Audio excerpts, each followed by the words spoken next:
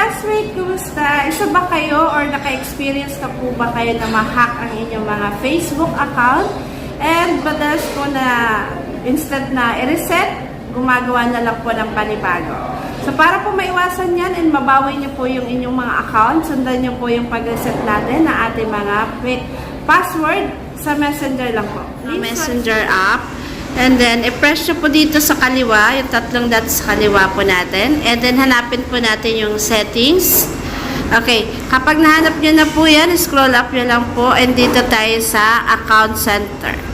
Kahit yung password na mismo and security, i-press natin. Ganon din po yun. Or dito sa see more and account center. Yan. Same lang po yan. Dito sa password, ganon din po lalabas.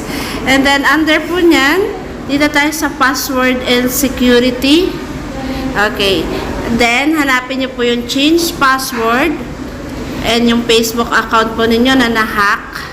Okay. So, enter nyo po yung current password and yung bago nyo pong ipapalit, i-retype nyo lang po.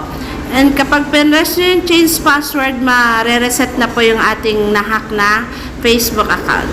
So, I hope na sundan po nila and gawin nyo na rin po doon so madalas ma-hack yung mga account po nila para po mabawi ninyo. Stay updated!